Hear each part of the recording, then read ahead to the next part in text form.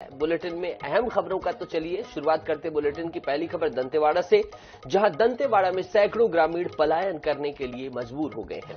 इलाके के ग्रामीण रोजाना सैकड़ों की संख्या में पड़ोसी राज्य तेलंगाना और आंध्र प्रदेश जा रहे हैं। रोजगार की तलाश में ग्रामीण परिवार के साथ जिला छोड़कर जाने को मजबूर हैं, जिसमें बड़ी संख्या में नाबालिग और बच्चे भी शामिल हैं। तो रोजगार की तलाश में पलायन शुरू हो गया है और रोजाना सैकड़ों की संख्या में मजदूर पलायन कर रहे हैं। स्थानीय स्तर पर रोजगार, स्वरोजगार की जो बात चुनाव के समय की थी, उसके इम्प्लीमेंटेशन का वक्त आ गया है और यह भी सवाल खड़ा हो रहा है कि इतने वर्षों से रोजगार मुहैया क्यों नहीं कराया गया, इतनी भारी संख्या में पलायन हो रहा है।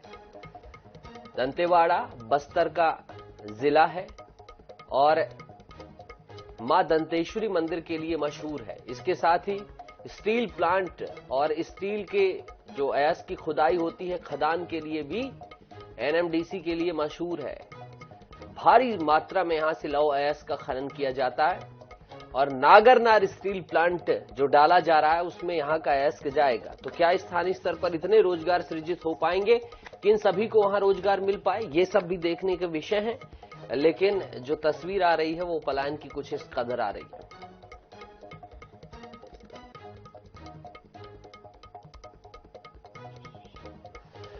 हमारे सहयोगी जुड़ रहे हैं दंतेवाड़ा से, पंकज भदौरिया। पंकज, ये तस्वीर पलायन की भयावह नजर आ रही है, जबकि लौह अयस्क की खुदाई में कहा जाए तो दंतेवाड़ा अव्वल स्थान रखता है और नागरनार स्टील प्लांट का क्या स्टेटस है?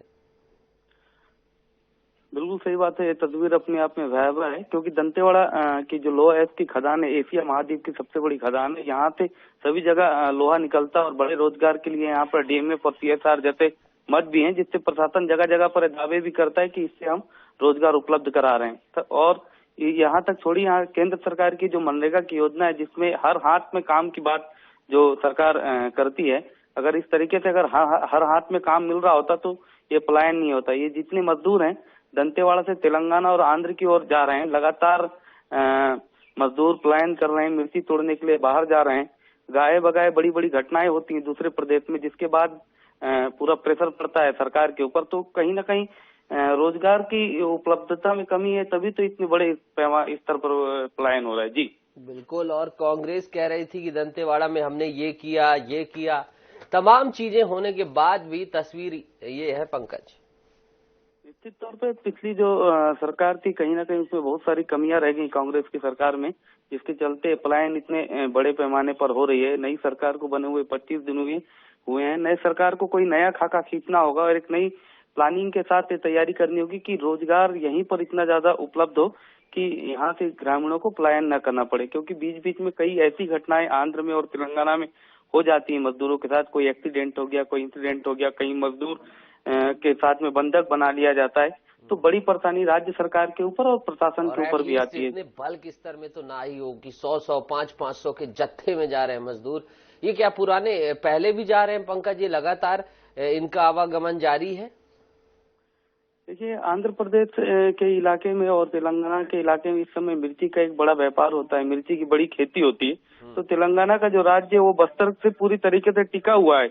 इसलिए जितने भी मजदूर हैं वो तेलंगाना से जो एजेंट हैं, उनके दलाल हैं, गांव-गांव में घुस करके उन्हें बड़ी हुई रोजी का लालच दे करके सभी मजदूरों को यहां से ले जा रहे हैं। हालांकि इससे पहले भी जिला प्रशासन को इस बात से अवगत कराया गया था। इसमें सक्रियता, बहुत अच्छा विषय आपने उठाया पंकज। इस महत्वपूर्ण जानकारी के लिए और विषय से अवगत कराने के लिए धन्यवाद। उम्मीद है कि प्रशासन की नजर इस पर जाएगी और पलायन को रोकने के लिए, इसे थामने के लिए उचित कदम उठाएगी। पंकज, शुक्रिया।